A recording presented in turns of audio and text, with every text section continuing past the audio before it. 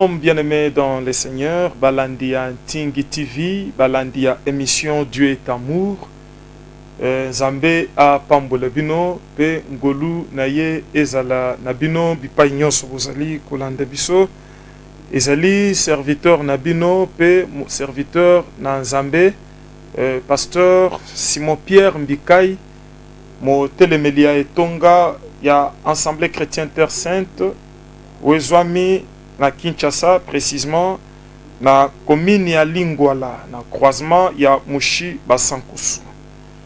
Na lisungi na Nzambe kolo a telemisibiso to kabola lisusu maloba na Nzambe lelo. Na banze te mbaleleki to yekolaki maloba na Nzambe na mutu ya mingi.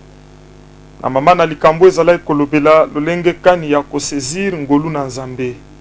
Avant yango to monaki la malédiction de Cana. Ezali baptême oyo e baki na koédifier église pe to zui ba réaction mingi surtout ko utepa na basali na Nzambe o bazali ko encourager ko féliciter pe libota na Nzambe o ezo zalaka édifier.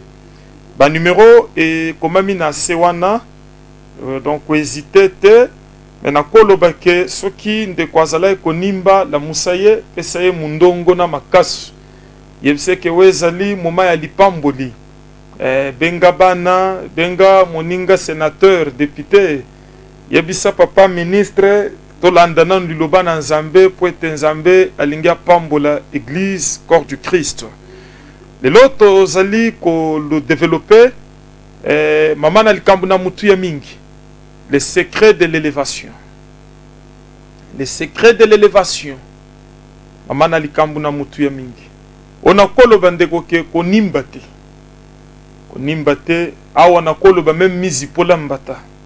Pongie kima. Olande loba na Nzambe. Tika Nzambe na bomoi. Apambola bino. Tozali kotanga non na mukanda na Nzambe.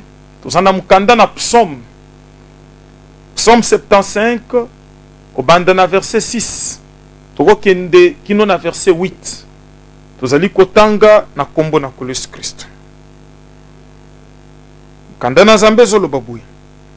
Ne levez pas si haut votre tête. Ne parlez pas avec tant d'arrogance.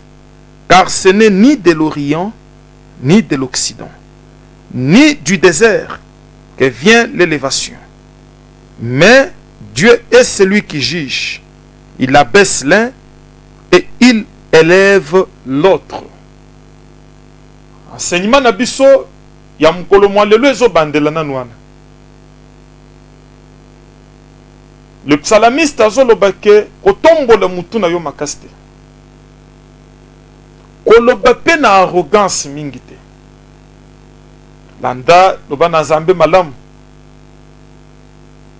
Car ezali na orienté, ezapé na occidenté, même pas na lisobe. Et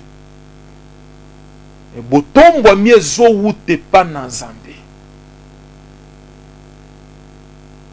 Yende mutu ayebi ko juger nanye sengeli atomboma. Azali ko tombola mususu, azokitisa mususu. Ndeko fongola motema iloba na Nzambe bikisa yo benge na tel sakabino toujours toye na mission ya koflate mutu te toye pe kovimbisa mabumu te toye kokokisa mokano na Nzambe ya koteya sango malamu ya bokonzi na likolo mission kolo apesi biso.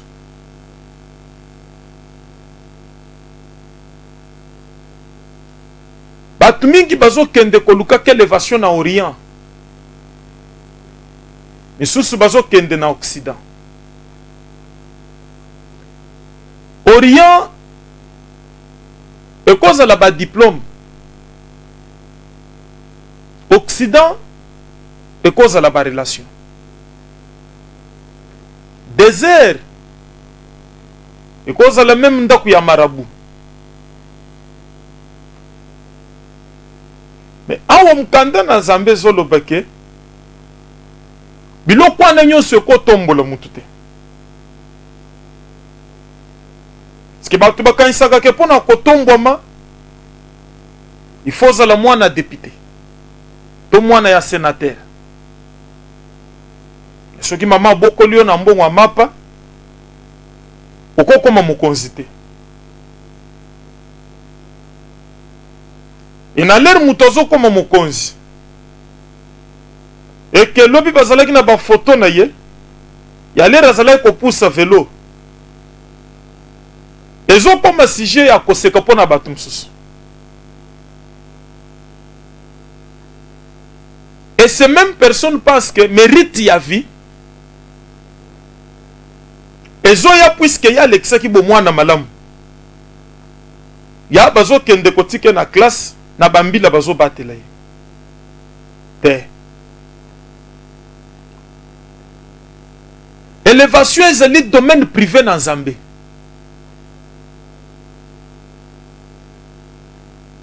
Élévation ezo dépendre na expérience ya musala te. Élévation ezali kopesa mutu expérience. Ezo pesa mutu qualité. Puisque mutu moko ta botami na expérience. Mais Nzamba zo tombola mutu azo bande l'expérience wana. Nzamba zo pesa ye sagesse. Azo pesa intelligence. O batu mususu o batangi classe baza na ngote. Ya koleka ye. Ezali komonisama na pratique. Esango na ye zo panzana. Et Bible ezoloba ke Nzambe nde mutu azali juge. Yenda zo kitisa mususu. Yenda zo tombola mususu. C'est que na vie soko moni mutu akiti eza Nzambe. Soki pe omoni mutu amati eza Nzambe. Longola nanu boyebi oyo ozalaka nango. Landel loba na Nzambe malam ma soeur, mon frère, papa, maman. Papa député, benga honorable msusu. Yebise to landanan. Même yo, conseiller à mokonzi ya mboka, ministre, étudiant, ozo landanga na homme. La musa bande comme msusu. Yebisa bango to landel loba na Nzambe. Iloba na mutu ya mingi. Na kopesa nzela ke soko za na flash disk koleka na studio na biso ya Ntingi TV. Bakopesa yango. Ekosunga yo bo moyi na yo mobimba. Même yo motei. Da musa ba intercesseur na église. Bo landa, bo cha télévision na permanence. Soki mutu alingi atombwama, il faut contacter Nzambe. Aluka ko contacter Orient te. Aluka ko contacter Occident te. Puisque Occident ko tombola yo te. Occident ko tombola yo te. Batu nyonso bozo mona bazozo bokonzi na mokili. Eza batu Occident betelaki maboko te. Mais ezali batu Nzambe aponaki. Puisque le boko na Nzambe zo changer carte. Même na dernière minute. Pour na élever mutu Nzambe aponi. Ezo dépendre na Occident. Ezo dépendre na kozala moninga ya ndeko ya mokonzi te. Enseignement na biso ezali mwa mulai. Mais na kolinga ko écourter ba partie. On a faire passer message aux ezali ya mutui.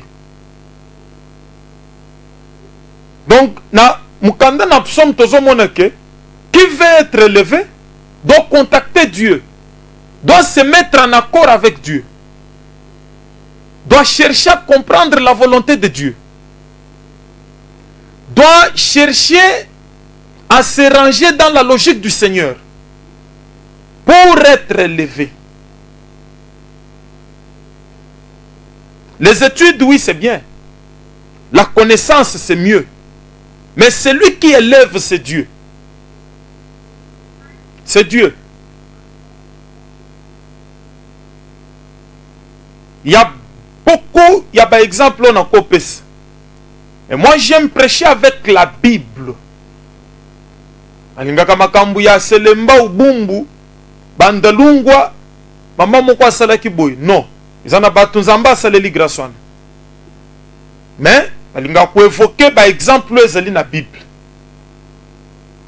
Pour que édifier yo. Tozana mukanda na Nzambe. Fongo la Bible bisiko zali. Tozana mukanda na Luc. Évangile selon le docteur Luc. L'évangéliste Luc nous dit quoi dans Luc 11, verset 33? Luc 11, verset 33, nous pouvons lire. La Bible déclare: personne n'allume une lampe pour la mettre dans un lieu caché ou sous les boisseaux, mais on la met sur les chandeliers, afin que ceux qui entrent voient la lumière. Awezeli ko les Christ osolo banabaye kodi. Enabaye nyonso azalai kotangisa. Azolo beke mutu moko te kopelisa mwinda. Ona kocha yango na se na mesa. Na moment mutu ozo pelisa mwinda, ezali pour que éclairer. Na lero wana bakocha yango likolo na chandelier pour que pesa pole. Mwindoi soki nani bapelisi yango te, mutu moko te akoyeba valeur nango. Ekotikalaka pe ko éclairer te. Batu bako demere na mulili sans koyeba ke mwinde za wana. Et l'air bazo pelisa mwinda, mwinde komi vandisa na mesa te. Puisque ba pelisi yango, mwinda ekozela muto ya pelisi yango, acha yango likolo ya chandelier. Et l'air azo cha yango likolo ya chandelier, ndezo zosko importance. Puisque na lero wana ezali ko éclairer, ezala ndako, ezala nzela, ezala bureau, oya zoluka lipa akozo, oya zoluka elamba akolokota, oya bombaki misolo akolanda yango, akobimisa yango. Mwinde zozo valeur, puisque ba pelisi yango, ba poser yango likolo na chandelier. Or la parole de Dieu déclare que nous, enfants de Dieu, nous sommes la lumière du monde. Étant la lumière du monde, c'est le Saint-Esprit de Dieu. Dazali kopelisa mwinda wana na kati na biso. L'air molimu na Nzamba zali kopelisa mwinda, ezali na objectif ya keto éclairé na kati na mukili. Et bisika tozali ko éclairer, ezo dépendre na bisote. Ezo dépendre na oya pelisi pole na ye na kati na biso. Yenda zo yeba ko classer biso. Yenda koloba ke na pelisi mwinda na nga na kati na ndekoyo. Pour kangengisa ekolo ya Congo. Angengisa na kati na bayembi. Angengisa ville province ya Kinshasa na évangile. Na lero wana mwinde ko banda ko mikumisa te. Net ke peli yango moko, emiche yango moko na chandelier. Mwinda ezali ko vanda kimia puisque ba pesi yango valeur na oya pelisi yango pe na oya pose yango na chandelier. et mwinde ezali ko éclairer na direction oyo ba fixer yango na moment mutozo kumba mutuka ce qui appelle ici va phare et ko éclairer na direction azotalisa mutuka ce qui a éclairé a fixé na gauche droite ko tikala na molili puisque ba fixer ye wana et muto azali ko manipuler yango ezali oyo azokumba mutuka akoboma yango lera lingi tout comme akotika yango ya kopela ndenga lingi. Il en est de même avec nous, Église corps du Christ, les enfants de Dieu, nous qui sommes la lumière du monde. C'est Dieu qui allume en nous cette lumière par son esprit d'adoption, son esprit de force.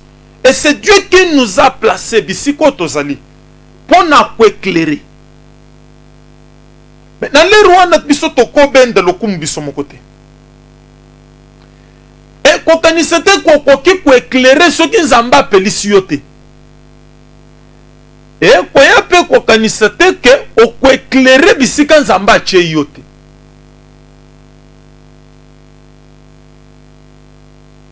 Deko lande loba na nzambe malamu na yebi ke yo tangi mingi na boite outi na famille ya bato batomba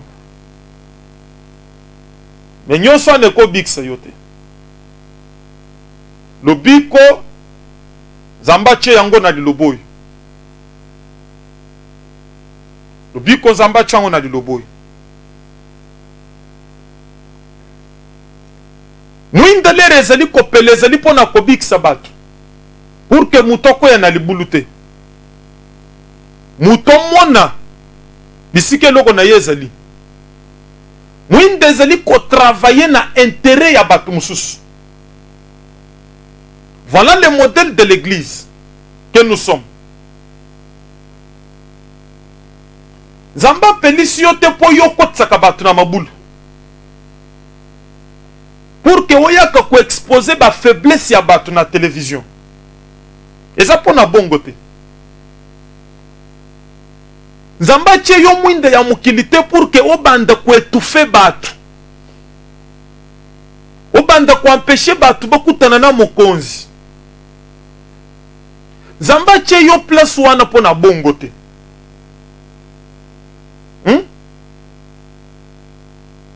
Papa, landa malam. Omoni place ozali. Zambe mutoche yo. Ozolanda bien mama. Ozali mwinda. Omoni basero ba en église wana. Zambe mutotindeli yo bango. Pour que o éclairer bango. Babi manavi ya bosoto. Zamba tindi bango te pour que o dindisa bango na mabulu. Zamba tindi yo l'église pour que on contribue à l'épanouissement ya œuvre. Et non pour que l'obio bimokuna na masolo ya ke pasteur asala kinga boy pour que l'église est panzane. Ce n'est pas ça. La lampe doit éclairer. Et quand la lampe éclaire, la lampe sauve. Et même Jésus qui est la lumière du monde, il dit quoi? Naye ko sambisa te. Naye ko bikisa.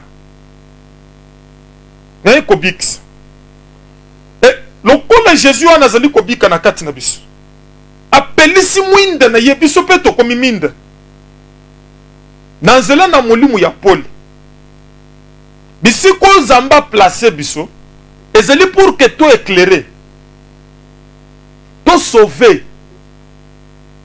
Bato balinga bakoya na mabulu ba échapper na kokoya wana ba bazalaki komona clarté ba mona clair ba bazalaki kotambola na alima te ba banda kotambola na alima eza pona ko perdre mutu te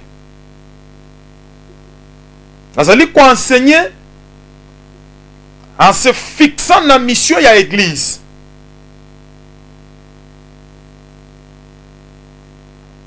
Et le Saint-Esprit de Dieu est en train de faire son travail. Je ne vise personne. Je prêche la parole. par rapport na mission zamba pesingai.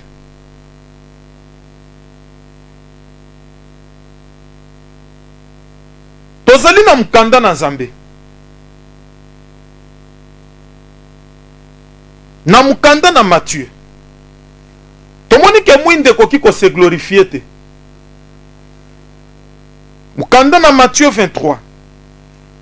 Kobanda na verset 11. Kino na verset 12.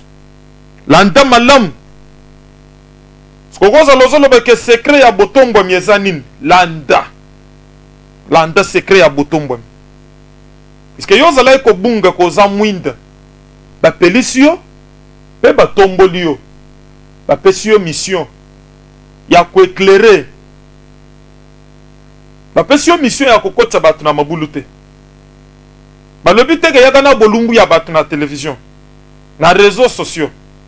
Wana tende musalo yela ki église. Même na entreprise. Ya ko kende ko filmer DG. Zamba che yo pembeni ya mokonzi pour que oza la lumière osunga ye ndenge nini akobimisa libota na pasi eno okunda ye eno koma rival na ye koma rival ya mokonzi te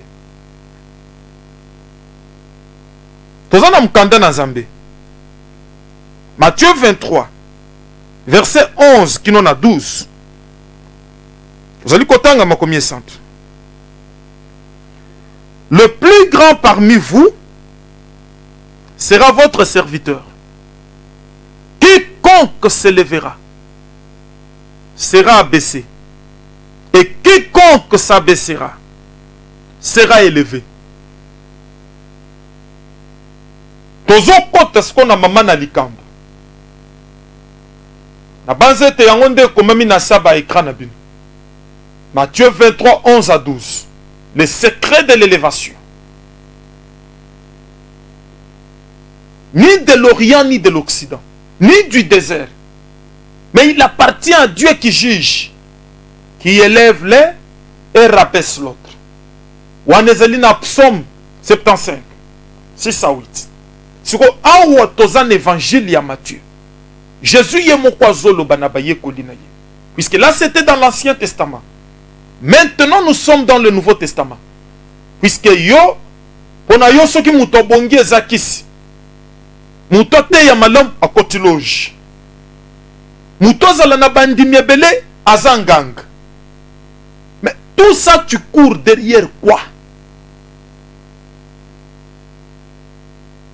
Bible zoloba ke nani akoloba ke likambo esalema. Soki Nzambe aza auteur na yangote. Toi, tu penses que Nzambe azana bato ya zotika batombo ma par hasard. Nzamba mona kiyote. Si Nzambe muto asali ke oyo zo traité nganga wana atombo. Yozo kansekele Nzamba zale ko pesa batu bokonzi. Leri yazo ki bokonzi Nzamba lala ki pongi. Asio ngo par hasard. Nzamba mona ki tege yo tangi mingi koleka. Ambo. C'est ça que tu penses. Batu mingi bazali ko s'ériger na bayini na Nzambe sans le savoir. Et bazali ko michele bibaka. Pona kozanga koyepa. Pona kozanga koyepa. Awa kolona bisu Yesu Christ. Azoyebisa baye koliboy. Oya kolinga kozala munene na kati na bino. Amisala mosali ya batu mususu. Ya baninga. Awo kolozo lo bateke oya kolinga kozala munene na kati na bino. Aye kole mingi koleka. Te. Limbisanga papa. Alors, et le Seigneur déclare ceci. Il dit, quiconque se lèvera sera baissé. Verset où il est pour l'église kakate. Quiconque se lèvera souligner place wana. C'est-à-dire quoi? Na milliers ya bapagano. Mutu nyonso komi tombol, nzamba ko kitsaye. Na milliers ya ba musiciens. Mutu nyonso komi tombola ye moko. Akolinga kolongwa na se pona komi vandisa na mesa ye moko ko exposer ba diplôme na ye, nzamba ko kitsaye. Na milliers ya ba politiciens. Mutu nyonso kolinga komi tombola, nzamba ko kitsaye. Oya kolinga kolekisa na baya mokili kengana za na ba million je mérite nzamba ko kitsaye. Oya kolinga kotelisa batu ke biso to fréquenter ba université ya likolo na Hollywood na New York nzamba ko kitsaye. Quiconque ezeli mobeko ezeli ko cibler catégorie songolo ya batu te. Mais awa nzamba zoloba ke quiconque, c'est-à-dire qu'il ne s'adressait pas seulement à ses disciples, mais c'est la loi de la nature. Ça, c'est un verset qui n'exclut personne. Aux bishop, aux évêques, aux apôtres, yebaka que l'air ozali komi tombolo yomo komi pesi kombo mutu ya ba plein. Zamba zo kitsayo. Mutu ya ba miracle. Zamba zo kitisayo. Quiconque. C'est pourquoi on a l'obaki que benga sénateur moninga na yo. Benga honorable yebise lande loba na nzambe. Puisque wezali ko concerner mutu nyonso. Herna kolinga ke message ou le ke poso même mobimba. Pour que libota na nzambe nyonso balanda yango. Balanda yango. Donc, mutu azali komi tombola ye moko. Pourquoi? Puisque azali ko violer ba principe na nzambe, puisque élévation ezali ko revenir na bisote. Élévation ezali domaine privé na nzambe. Na psom kanda na nzambe zolo boboy. Ezali problème ya ko kende na oriente, ezali problème ya occident, même pas ya désert. Mais ezali problème na nzambe o ezali ko juger. Nzamba zo juger nini? Motema. Nzamba zo juger motema. Okozala na ba diplôme belé, mais nzamba zo mona ke motema na yo soko komi DG, batu bako souffrir. Soko komi mokonzi ya mboka batu bako kemba oko se venger.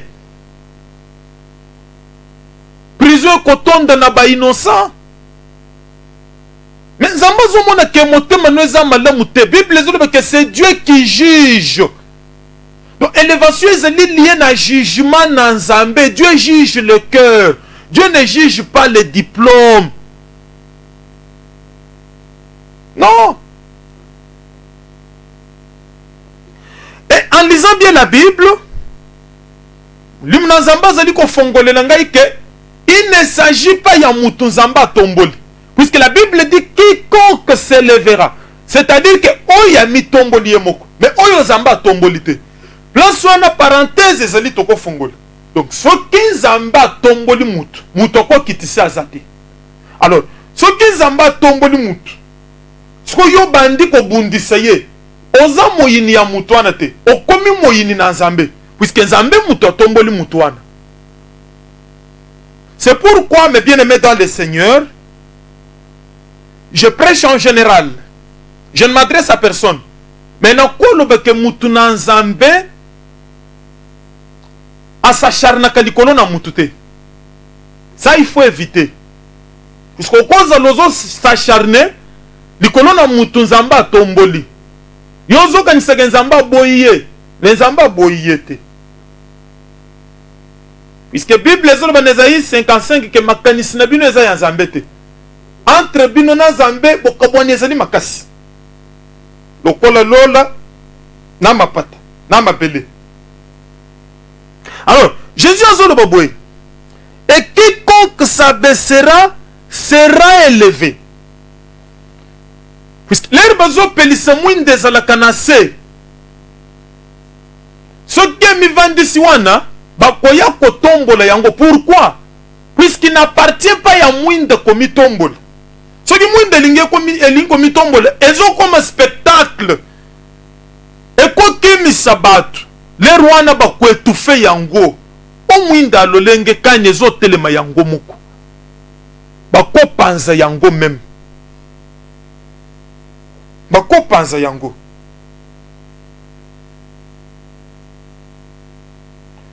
Mais bien aimé dans le Seigneur, élévation ezali lié na oyo ozokanisa te. Ezali lié na oyo ozokanisa te. Omoni oyo okomi honorable. Bato batangisaki yo. Baza na niveau yo oza na ngwana te. Mais bayebi koleka yo. Même oyo okomi ministre. Mais il y a des professeurs qui ont été à l'université. Ils ont makasi koleka yo. Mais ils ont un salaire yo zwakate. Et toi tu veux dire que yo za ministre puisque tu es très intelligent koleka bato batangisa yo. Vous pensez que bokonzi ya mokili mobimba za bato bazana ba master? Pour les millionnaires ya mokili mobimba bato bazozwaka diamant na kafunfu. Bon zamba pese ye libanga, il faut aller na diplôme ya master. Même ceux qui vendent l'or, bazo utanango bakisangani.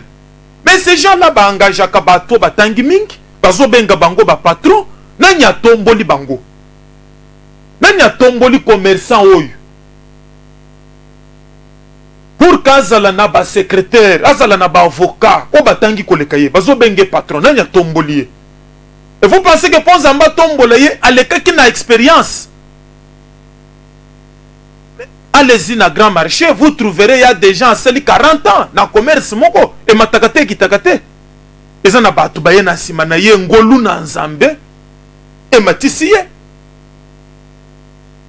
Mais yo déjà soko mitomboli nzamba ko ya kusala nini? Puisque nzambe nde motomboli bato. C'est-à-dire que yo soko mitomboli nzamba zo ya soko pona kokitisa yo. Nzamba zo ya pona kokitisa yo.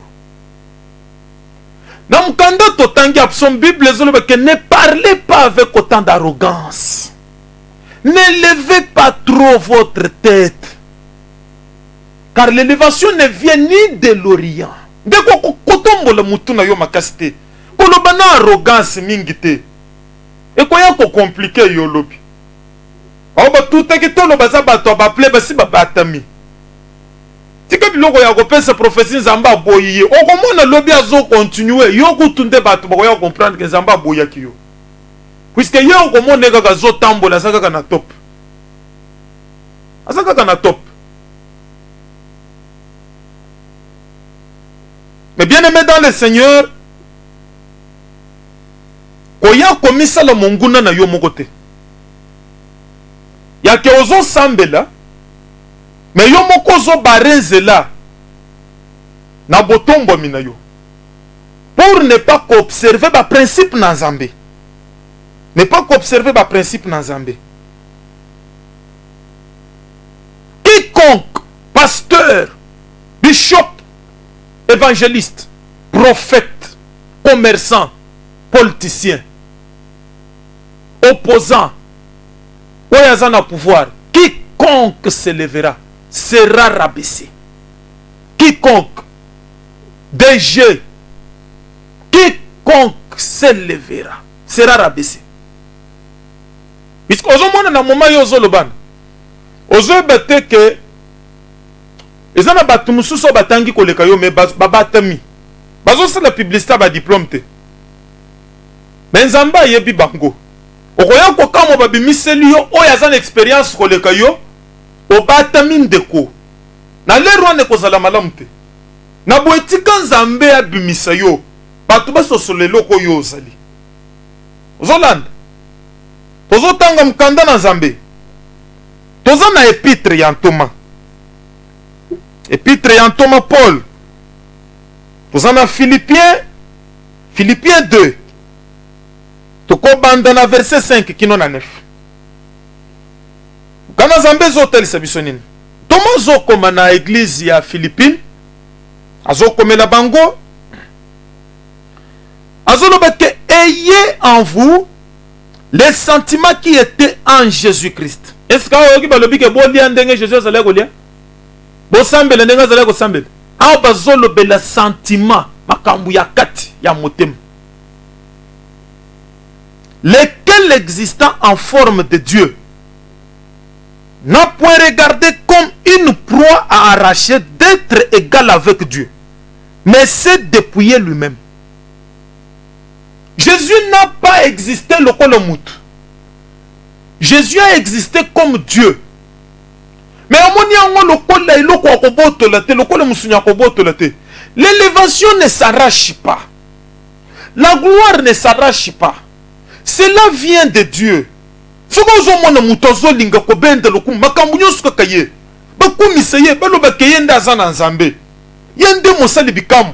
Non.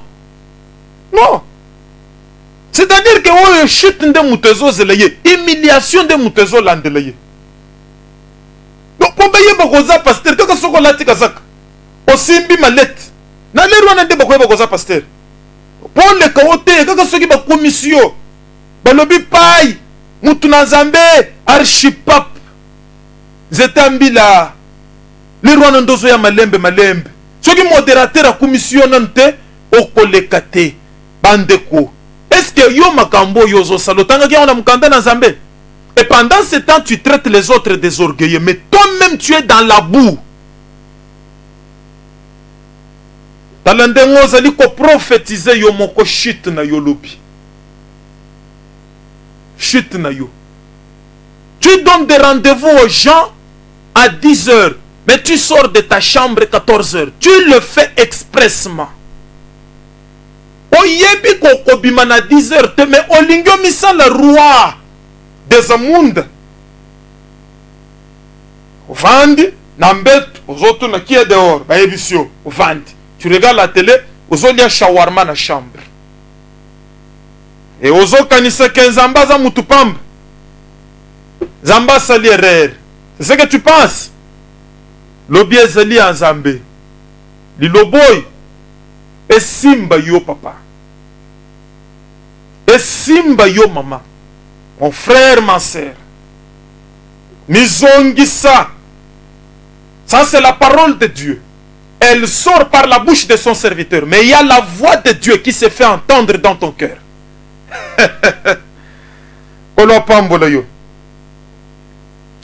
L'apôtre Paul écrit, il dit,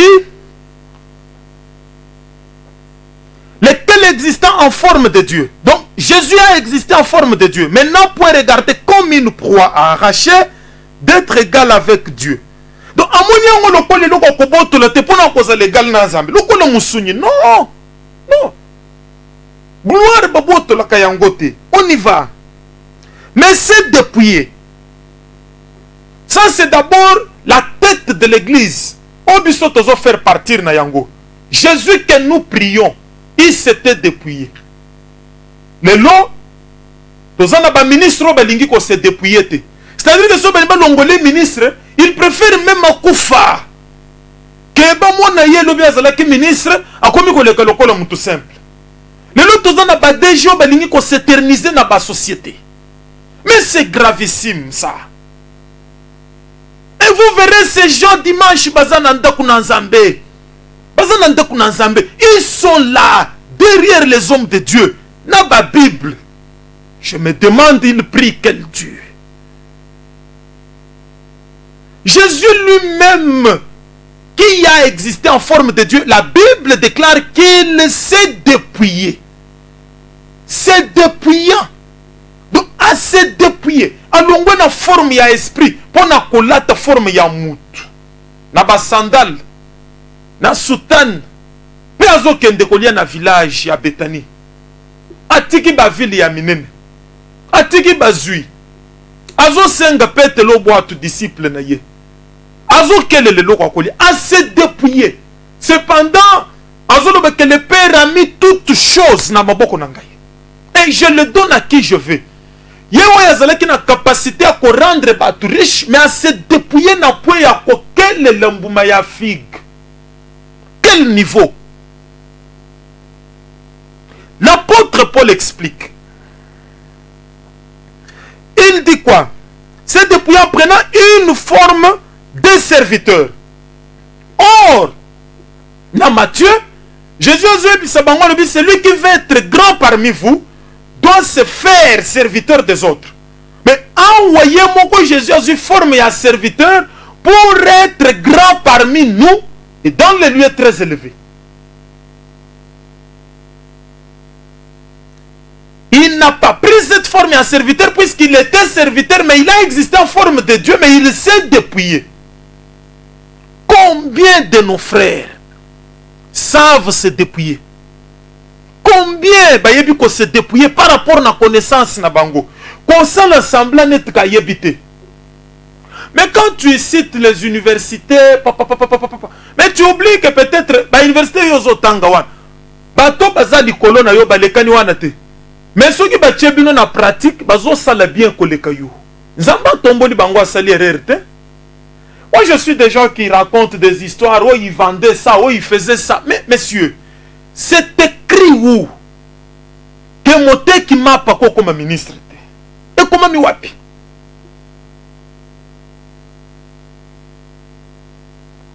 Je ne m'adresse pas aux païens.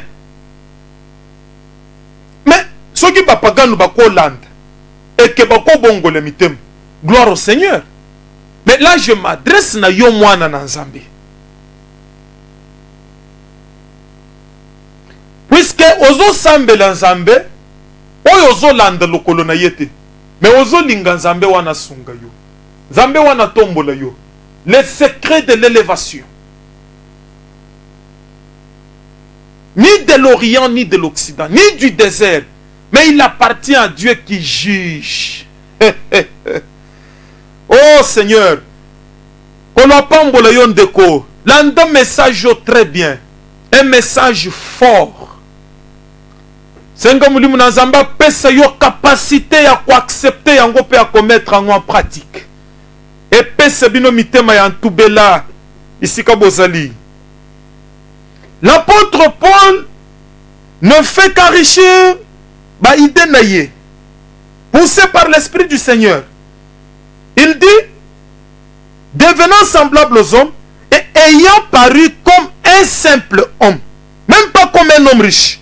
Il pouvait aussi apparaître le col moutuyami sur le belé. Mais il y a un simple homme. Dans le niveau, il y a commis qui t'a oué l'attaque massie. Oh yo fukamelak. Oh le bac. Zambé ya bajenou nangai. Zambé ya ngomba. Oh yo sambe la kawan. A se dépouiller nandenga kopare. A vu forme ya mutupamba. Ya mutupamba. Yo critique oh ya zola kisani. Ya sazalaki mote ki map. Oh mon frère. Ya zalaki mote ki map Nzamba commissaire ministre.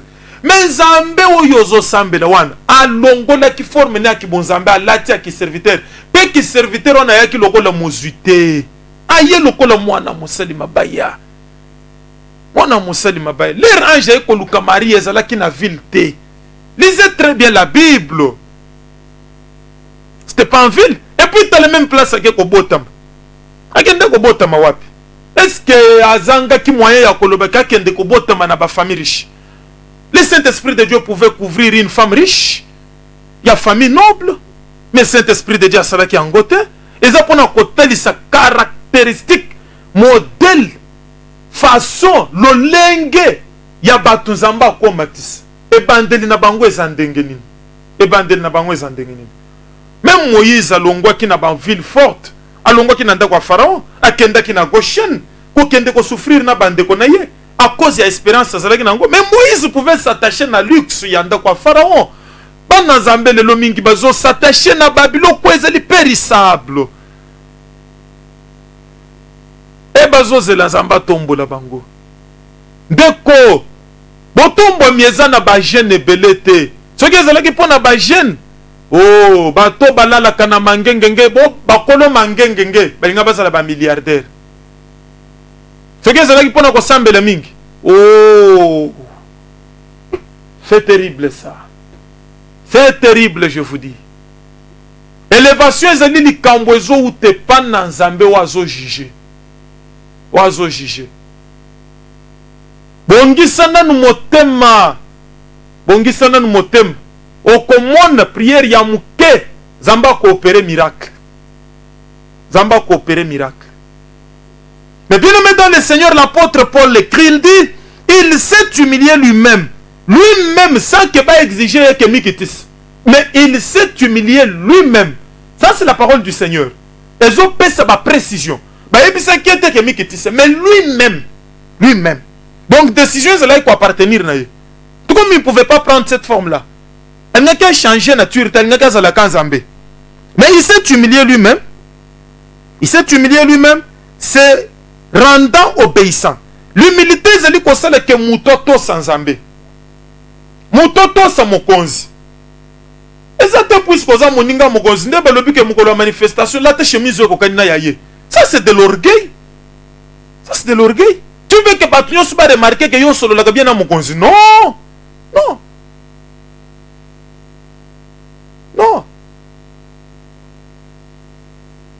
Bible ezoloba que c'est rendant obéissant. Là où il y a l'humilité, il y a l'obéissance. Mais batindi yo sala likambu ndenge batindi mususu. Yozo kende ko sala. Ça c'est de l'orgueil. Et loko yozo sala eza eloko batinda ki yo sala te. Lolengo zo tamboleza lolenge nzamba sengi na liloba na yete. Tu veux déformer la parole de Dieu. Tu penses que comme on komi ko kende États-Unis, on komi ko voyager, on komi na mapangu, c'est que on koki ko influencer liloba na nzambe faux. La parole de Dieu est immuable. Ato tombo mindenge nini oko influencer liloba na nzambe te. Pesa par exemple oko pesa ya Maluku, pesa par exemple oko pesa ya Belgique. Tu ne changeras rien na kati na liloba na nzambe. Au contraire, la parole de Dieu va garder sa position, mais c'est toi qui pourras se rendre compte lobi que natengamaki.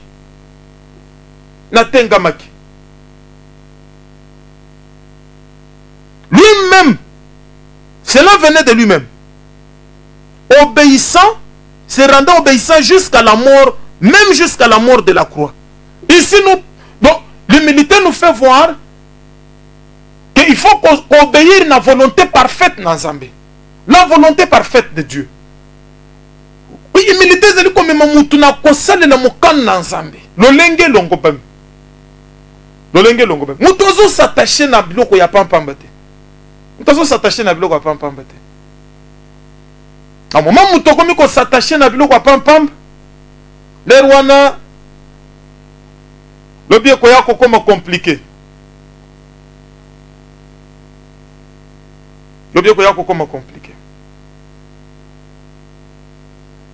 Volonté dans Zambé za ko juger ba tout hein. Volonté dans Zambé za ko exposer ba faiblesse ya ba tout. Ya ko tombokela ba papa ya kondima. Volonté en Zambé ezali eloko mosusu. L'humilité. Eloko mosusu. Ya ko soutenir ba baza faible pour que batelem. Ko sambela pona pasteur na yo. Pendant ko yoki ke likame ko elie. Ko yo ko exposer en côté. Yebi sans Zambé, Seigneur relève ton serviteur. Soutiens-toi ouais. Kosambele pona bakonzi ya mboka nzamba tondisa bango na bwanya et non ko banda ko finga na ba réseaux sociaux pendant que ozo finga pendant que ozo critiquer toi-même tu as des dégâts terribles dans ta tête dans ton foyer il se passe des choses horribles tu n'arrives pas à gérer 3 personnes dans ta maison mais tu critiques celui qui gère toute une nation et tu penses que tu es correct devant Dieu. C'est ça? Non, mais il y a même des gens qui racontent des histoires. Comment on a un parti politique, mais ils ont menacé ou ils ont kambambok. Ils ont dit kambambok. Dans le moment où on a maîtrisé le parti politique, ça c'est de l'orgueil.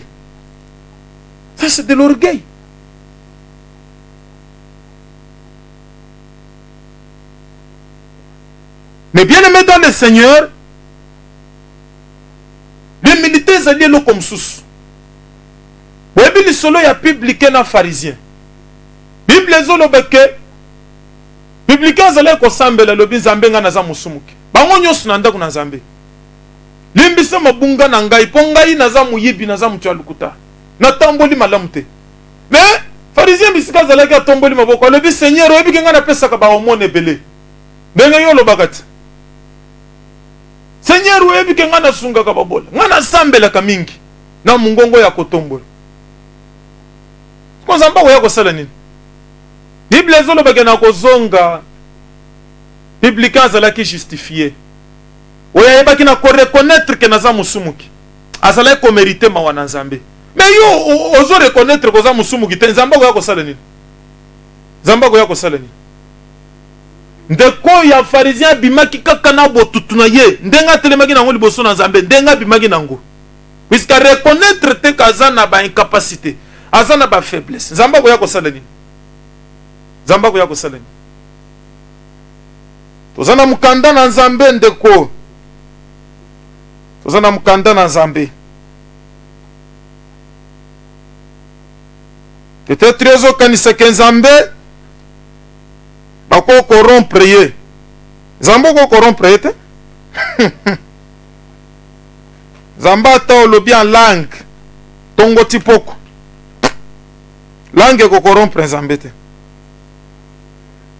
Éternel domine par sa force. Tozana mukanda na 2 Chroniques. Nzambe ko corrompre ye te. Élévation ezali eloko ezali ko ute pa na Nzambe. Tozo mona yango 2 Chroniques verset chapitre 26. Ezali lisolo yebi malam ya roi Ozias. Mwana ya Matias. Amatias. Roi Ozias. Papa na yazalaki mokonzi. Ayeko zo bokonzi. Na âge ya mwana muke. Il n'avait que 16 ans. Il n'avait que 16 ans. Makambo ese komami pona yo. Yo lobaka mingi. Puisque en otozo lobozo kanisa ke eza masolo eza ba réalité existée. Ozias azwaki bokonzi na 16 ans. Bokonzi ezali loko zo utepa na Nzambe. Bakomaka mokonzi te. Babotamaka mokonzi. Ezela katana ngo ya accomplissement. Pour que ya kolata nzoto. Soko botami mokonzi te. Ato mati ba avion. Ato tangiti ozwi cancer ya cerveau.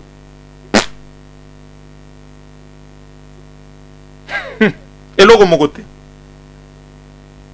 Ilobezo ki pe mutu te. Isiko zali zwa par na yo kolwa bikisa yo.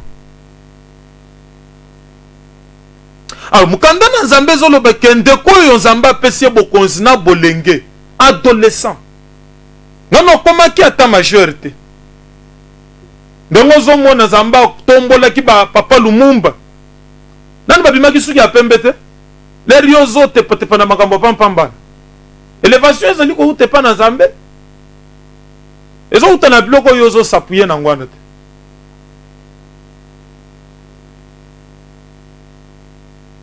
Héros national tozo indépendance. Asale laki master wapi.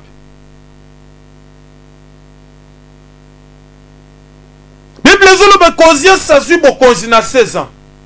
Toko tanga mukanda na Nzambe.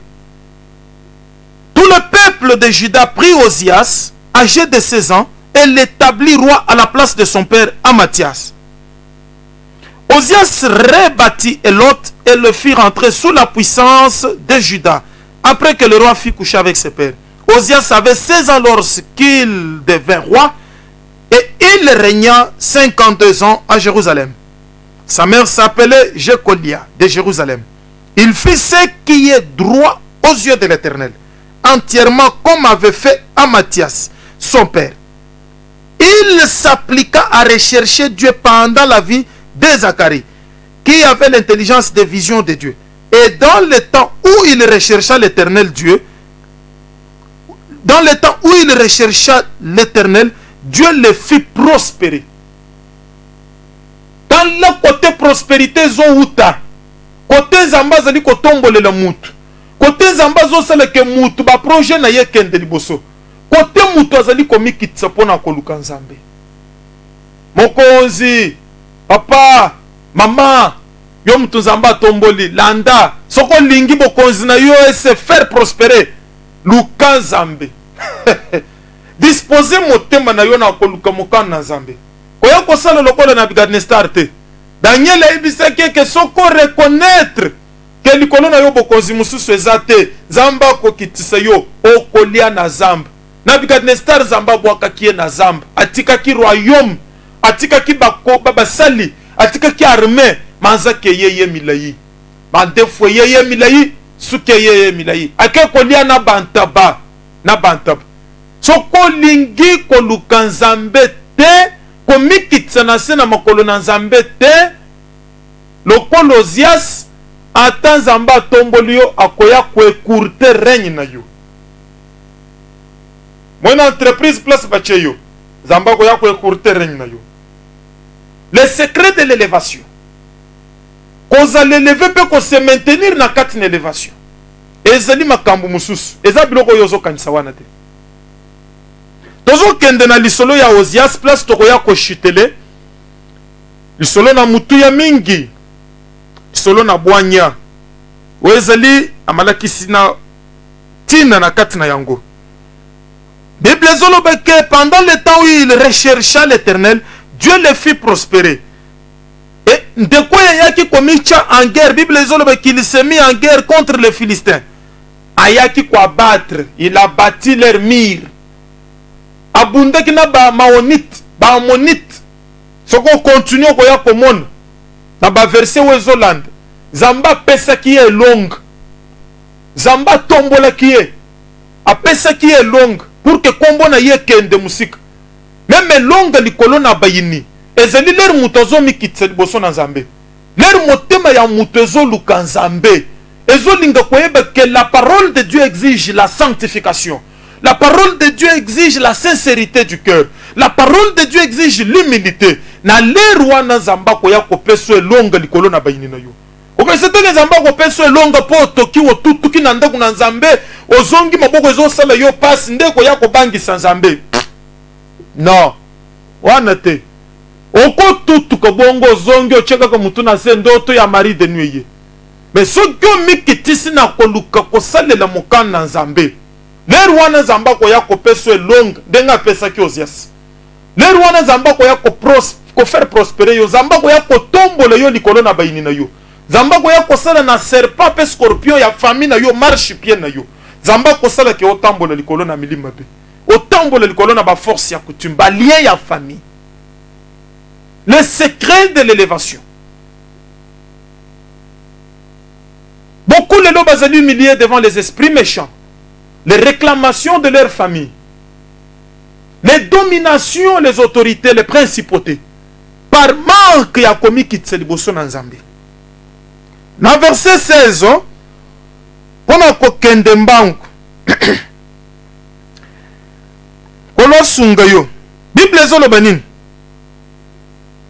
Mais lorsqu'il fut puissant, son cœur s'éleva pour le perdre.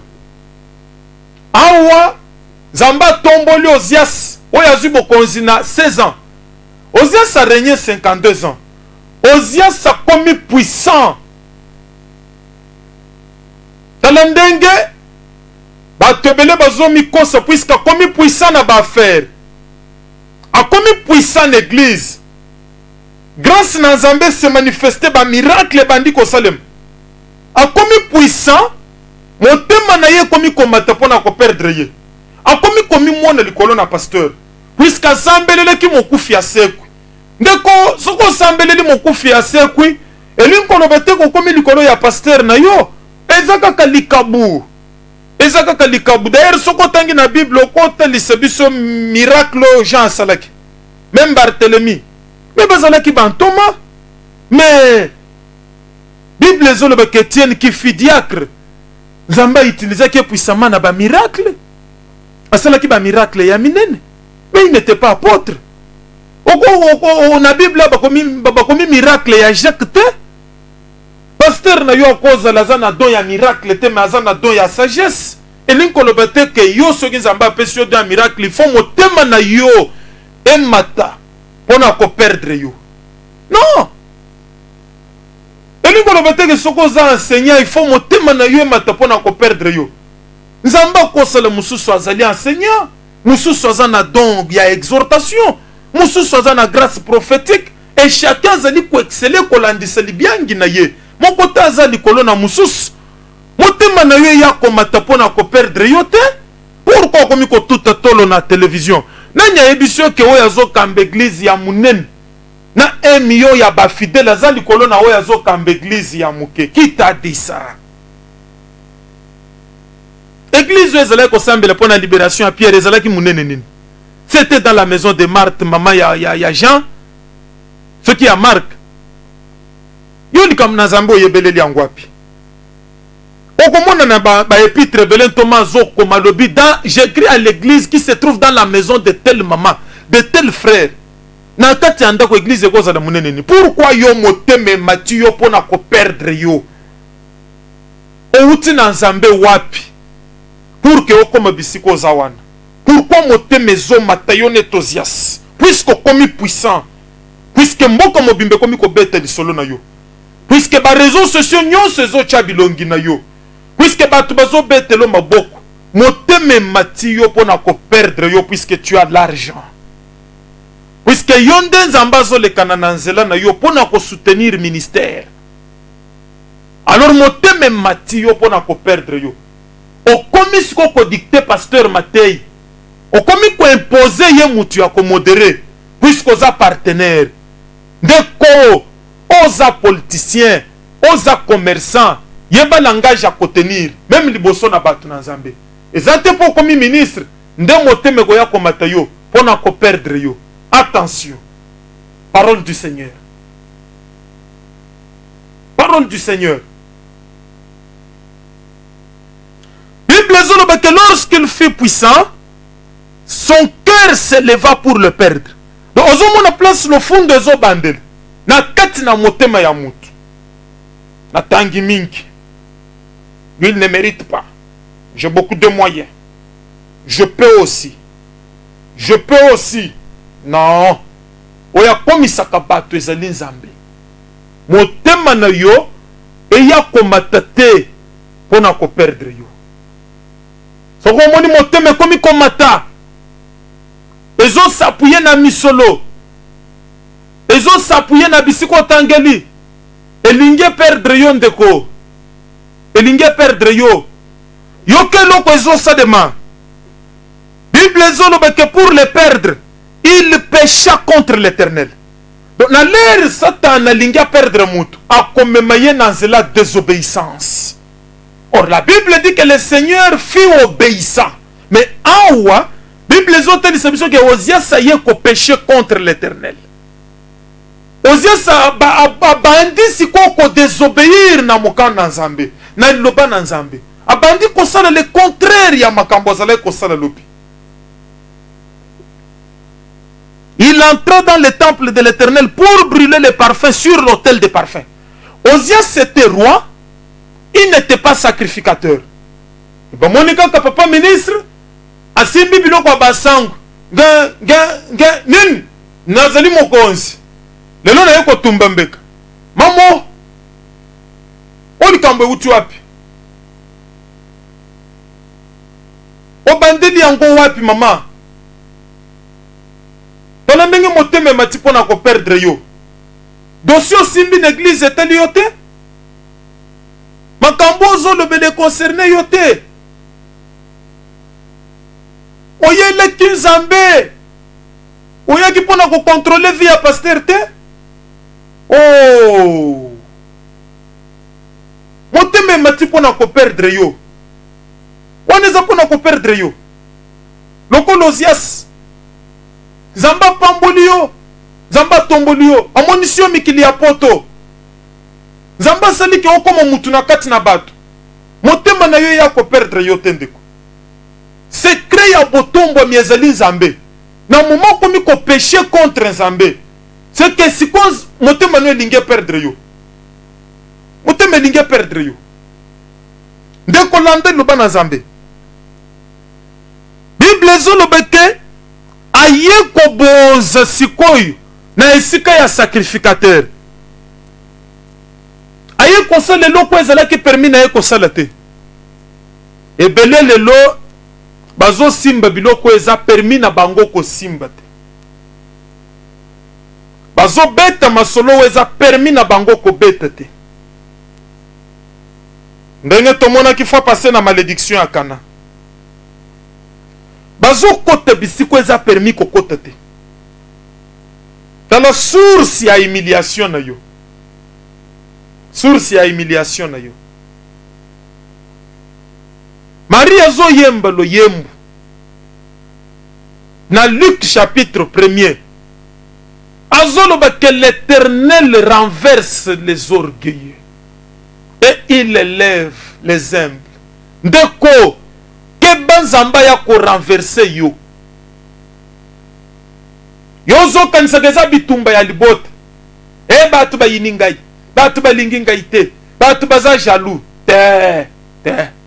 Ezali kambu ya jalousie te. Bible zoloba si Dieu est pour nous, qui sera contre nous? Qui sera contre nous?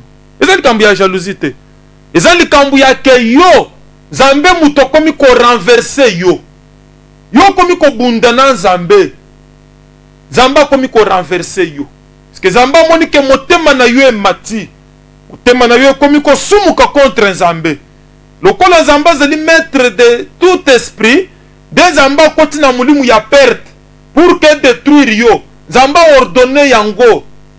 Denga tunaki alobi nani ko kende ko séduire Akab. C'est l'Éternel qui demandait. L'Éternel qui renverse. Mulimu ya lukute lobi ngai. Na ko kende ko kota na kati na ba prophète na ye. Ah, Zamba lobi oke. Lokola Akab zo yoke na ba prophète na ngai te. Motema na ye mati. Amisaleli ya ye ba prophète. O bazo ebise makambo ezo sepelisa ye. Comme ça yo mulimu na lukuta kendo kota na kati na ba prophète ya Akab. Parce que mulimu na lukuta ko kota na kati na prophète na Zambete. Mulimu na lukuta kei e koti na kati ba prophète ya Akab. Zamba renverser ye. Bible zolobe ke lokola defo ezalaki na kuiras. O ezalaki kobomba motema. Ozomon na l'air motema ezali ko s'élever pona ko perdre yo, c'est que motema ezui défaut.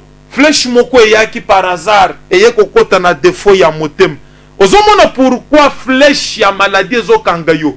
Pourquoi flèche ya perte ezokanga yo? Pourquoi lelo ozomikuta na boloko? C'est puisque motema ezwaki défaut. Motema eyaki ko s'élever contre Nzambe. Motema eyaki ko tombwa. L'air wana flèche eye kozwa yo babi mission na course. Babi mission na course. Ozalaki na cortège. Malamu. Ozoleka peruno. Sikoyo.